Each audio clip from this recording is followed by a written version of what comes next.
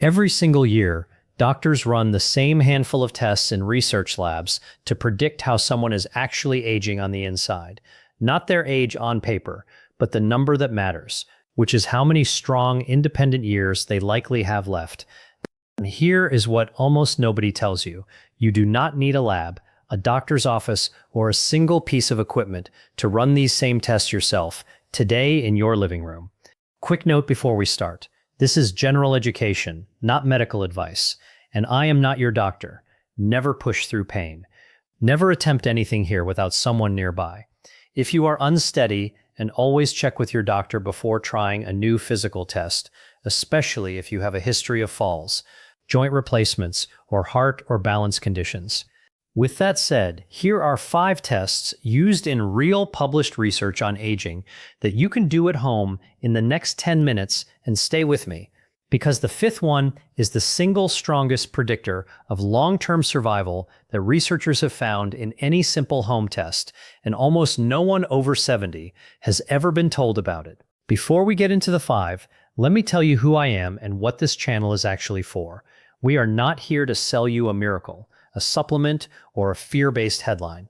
We are here to translate what the actual published research says about healthy aging into plain language, with real sources you could look up yourself, because the why behind your body deserves better than a rushed 12-minute office visit ever gives you.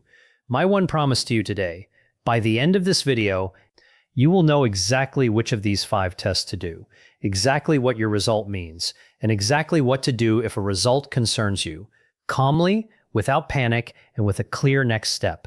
Before we start, I want you to do something simple. Type your current age in the comments below, along with the city or town you are watching from. I genuinely read these, and they shape what topics I bring you next. Here's the idea that ties all 5 of these tests together, and once you understand it, the rest of this video will make complete sense. Doctors who study aging have learned that the speed at which someone declines is not mainly written in a blood test or a scan. It shows up first, and most reliably, in simple physical function. Think of your body like a building with a structural framework holding it up. Balance, leg strength, and flexibility are the load-bearing beams. Long before any single disease shows up on paper, those beams start to quietly weaken. And the simplest way to catch that early is not an expensive scan. It is watching whether you can still do a handful of basic physical tasks that most people stop practicing somewhere around their 60s, simply because daily life stops demanding them. Each test below has been studied in real published research, tracked against outcomes like falls, frailty, and long-term survival. None of them require willpower or suffering. They require 10 minutes and a little honesty about where you actually stand today. Let's begin with number 5. The test that gets dismissed as too easy and yet keeps showing up in serious research as one of the most telling. Number 5, the single leg balance test. Stand near a wall or sturdy counter for safety, but try not to touch it. Lift one foot off the ground, arms wherever is comfortable, eyes open, and time how long you can hold it without putting your foot down or grabbing for support. Here is why this one matters so much.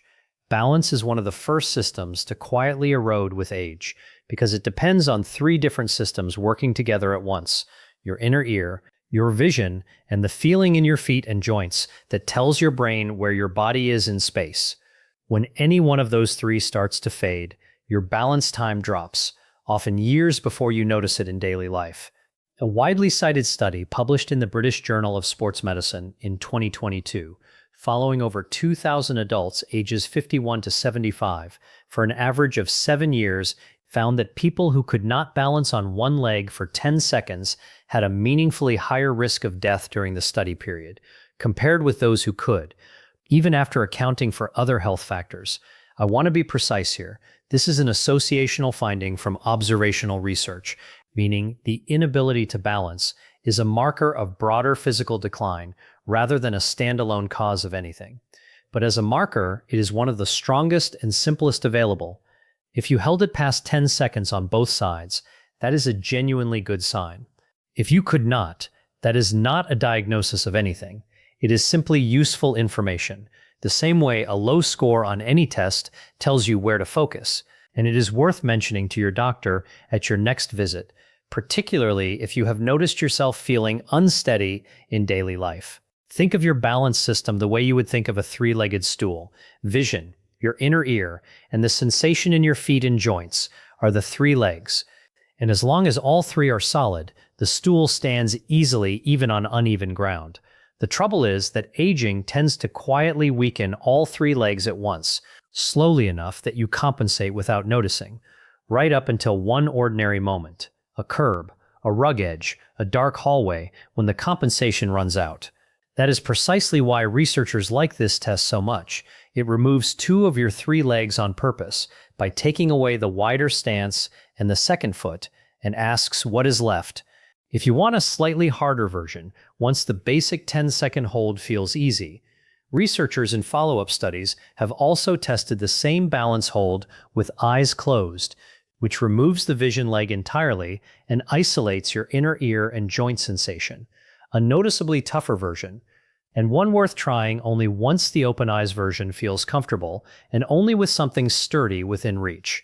Number 4, the sit-to-stand test, sometimes called the 30-second chair stand.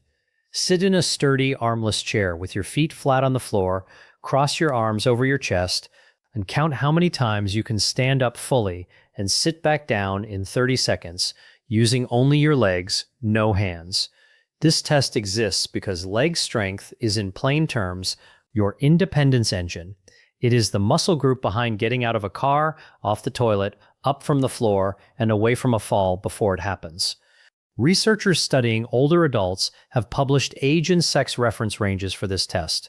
For example, in commonly cited normative data, women aged 70 to 74 averaging around 12 to 13 repetitions, and men in the same age range averaging around 14 are considered within a healthy range, with meaningfully lower counts associated with higher frailty and fall risk in follow-up studies.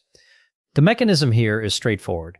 Your thigh and hip muscles are some of the first to lose mass with inactivity, a process researchers call sarcopenia, and unlike many things connected to age, muscle mass responds directly and reliably to use, which is precisely why this test is also a built-in solution, not just a measurement. If your count came in low today, the path forward is not anything complicated. It is simply standing up and sitting down a few extra times a day, gradually, the same movement pattern as the test itself, which is one of the few places in medicine where the test and the treatment are nearly identical. It is worth saying plainly why this particular test has become a standard in geriatric clinics worldwide rather than staying a research curiosity. It predicts something doctors call frailty risk, a cluster of declining strength, energy, and resilience that, once it sets in, becomes far harder to reverse than to prevent. Catching low leg strength at the chair stand stage, years before frailty develops, is one of the few places in aging research where early detection genuinely changes the trajectory, because the muscle you rebuild today is muscle you are not trying to rebuild later from a hospital bed after a fall. One more practical note: if standing up without your hands feels genuinely impossible right now, that is itself useful information, not a failure. Start by practicing with your hands lightly resting on your thighs for support rather than pushing off a countertop, and retest in a few weeks as that becomes easier. Number 3, the sit and reach flexibility check. Sit on the edge of a sturdy chair, extend one leg straight out with your heel on the floor and toes pointed up, and reach forward toward your toes with both hands, noting how close you get, then repeat on the other side. This is testing flexibility through your hamstrings and lower back, two areas that quietly tighten with years of sitting and that play a much bigger role in fall prevention than most people realize, because tight hamstrings and a stiff lower back change your stride length and your ability to catch yourself with a quick step if you stumble. Published research on flexibility in older adults has linked poorer lower body flexibility with increased fall risk and reduced gait stability, independent of strength alone. Flexibility and strength are related, but distinct, and a person can be strong and still be stiff in ways that compromise their balance recovery. There is no single universal pass or fail number for this one, the way there is for the balance and chair stand tests, because flexibility varies enormously by individual starting point and prior activity level. What matters most is noticing whether you can reach close to your toes with a relatively straight leg, or whether your knee bends significantly and you stop well short. If you stopped well short today, that is common, not alarming, and it responds well to gentle, consistent daily stretching, the same way the chair stand test responds to repetition. There is a second number worth tracking from this same test beyond the total time, your walking pace during the straight portions separate from the turn. Researchers studying gait speed specifically, sometimes calling it the body's sixth vital sign, have found that a comfortable walking pace below roughly 0.8 meters per second, which in plain terms is a noticeably slow, careful walk rather than a normal brisk one, is associated in multiple large studies with significantly higher risk of hospitalization and mobility loss in the following years, while a pace closer to 1 meter per second or faster, a normal, purposeful walking pace, is associated with outcomes similar to people years younger. You do not need a stopwatch and a measuring tape to get a feel for this. Simply notice, during your timed up and go, whether your walk felt like your natural, confident pace, or whether you found yourself moving carefully and deliberately to avoid feeling unsteady. That feeling itself is data. Number 2, the timed up and go test, one of the most widely used clinical mobility assessments in actual geriatric medicine. Start seated in a chair. On your signal, stand up, walk forward 3 meters, roughly 10 feet, about 4 normal steps, turn around, walk back, and sit down again, timing the whole sequence. This test exists because it captures something none of the others fully do on their own: the transitions, getting up from sitting, walking, turning around safely, and sitting back down. Combine balance, strength, and coordination into one fluid task, which is exactly what daily life actually demands of your body, far more than any single isolated movement. In published geriatric research, completing this sequence in under 10 seconds is generally considered normal mobility for community-dwelling older adults.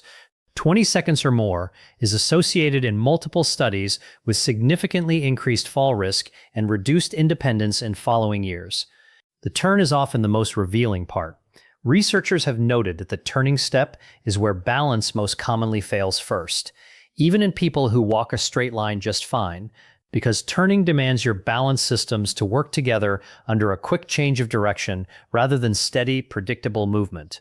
And now, number 1, the one I promised you at the start, and the one with frankly the most striking research behind it of anything in this video, the sitting rising test. Here is how it works. Starting from a standing position, lower yourself all the way down to sit on the floor, then rise back up to standing, using as little support from your hands, knees, or forearms as possible. Researchers score it out of 10. You start with 5 points for sitting down and 5 points for standing back up, subtracting 1 point each time you use a hand, a knee, a forearm, or the side of your leg for support, and subtracting half a point for noticeable unsteadiness along the way. This test was developed and studied by a Brazilian physician and exercise researcher named Dr. Claudio Guilherme, and published in the European Journal of Cardiovascular Prevention in 2012, following over 2,000 adults ages 51 to 80 for an average of just over 6 years. The finding that made this test famous in medical circles: people who scored 0 to 3 out of 10, meaning they needed substantial support just to sit down and stand back up, had a risk of death during the study period roughly 5 to 6 times higher than people who scored 8 to 10, who could sit and rise with little or no support at all, even after the researchers adjusted for age, sex, and body mass. That is an extraordinary difference for a test that costs nothing and takes under a minute. The reason researchers believe this a single test is so revealing is that getting all the way to the floor and back up without support requires nearly everything we have already covered in this video at once: leg strength, flexibility, balance, coordination, and even a degree of core stability, compressed into one fluid, demanding movement. It is, in a sense, the final exam that contains all 4 earlier tests inside it. It is worth understanding why a single quick floor test would carry that kind of statistical weight, because on the surface it sounds almost too simple to mean that much. Dr. Araujo's research team has suggested the explanation is precisely the test's demanding, whole-body nature, unlike walking, which the body can compensate for in many small ways. Getting down to the floor and back up without support gives muscle weakness, poor balance, or limited flexibility, almost nowhere to hide. A follow-up study by the same research group, published in 2014, examined the test components separately and found that the standing up portion in particular carried strong independent predictive value, suggesting that lower body power, not just strength, but the ability to generate force quickly, may be a meaningful piece of what this test is really capturing. That distinction matters practically.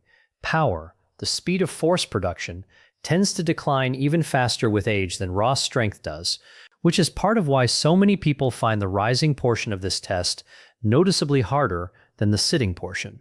A word of real caution here, because I take this seriously. If you have any joint replacement, significant arthritis, osteoporosis, a recent fall, or any balance condition, this particular test is not one to attempt without your doctor's input first, and it should never be attempted without something sturdy nearby, and ideally, someone else in the room. The goal of this video has never been to push you into anything that risks an injury in pursuit of a number. Consider someone like Dorothy, a composite picture built from the kind of pattern this research describes, not a real patient of mine, because I am not a doctor and have no practice. Dorothy is 78, lives independently, gardens most mornings, and assumed her health was simply fine because nothing showed up at her last checkup.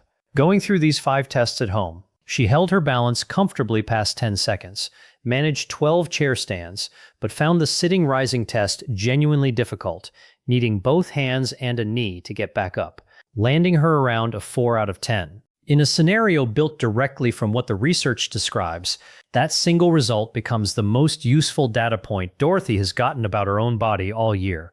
Not because it diagnoses anything, but because it tells her precisely where to focus. Not cardio, not diet, but functional leg and core strength, the kind built through the very motion of the test itself, practiced gently and progressively over weeks. Here is why this matters, beyond any individual test, and it is the thread running underneath this entire video. None of these 5 scores are a verdict. They are a starting line. Unlike most things connected to aging, genetics, family history, the passage of time itself, physical function is one of the few areas of health that responds directly and predictably to consistent use, often within weeks, at any age, including well into your 80s and 90s, according to research on resistance training in older adults. A low score today in any of these 5 tests is not a sentence. It is simply the clearest, cheapest, most honest map you will ever get of exactly where to put your effort first. It is also worth saying what these 5 tests are not. They are not a substitute for your regular checkups, your blood work, your blood pressure readings, or any screening your doctor has recommended, based on your personal history. Physical function is one important piece of the aging picture, not the whole picture. And they are not a competition against anyone else, including your own younger self. The entire value of testing today is comparing your number against your own number. 3 months from now, not against a chart, a friend, or a number you remember hitting decades ago. Aging is not optional for any of us, but how quickly the body's load-bearing beams weaken turns out to be far more negotiable than most people are ever told. And these 5 tests are simply the cheapest, fastest way to find out where your own beams stand today. So here is your simple plan tonight, and it costs nothing. Try all 5 tests, in whatever order you like, with someone nearby if you have any balance concerns, and simply note your results. Write them down somewhere you will see again. In 3 months, run the same 5 tests again. That is the entire system. No subscriptions, no special equipment, no extreme overhaul of your life. Just an honest, repeatable check-in with the body that has carried you this far, and a doctor's conversation if any single result concerns you, particularly the balance test or the sitting-rising test, which carry the strongest research behind them for predicting risk over time. If this helped you understand your own body a little better today, type the number that surprised you most, 1 through 5, in the comments. It helps me know which of these tests deserves its own deeper video next. And tell me honestly which of these 5 was hardest for you. Your answer might be exactly what helps someone else reading the comments decide to try this tonight instead of putting it off another year. One last reminder, because it is the most important sentence in this entire video, these are educational self-checks, not medical diagnoses. If any result concerns you, or if you felt unsteady, dizzy, or in pain during any of these movements, stop and bring it to your doctor directly rather than repeating the test or pushing through it on your own. If you want to know exactly what to do about a low score on any of these 5, the simple, doctor-reviewed exercises that rebuild each one of these abilities specifically, that is exactly what we cover next, starting with the test that had the strongest research behind it of all 5. I will see you there.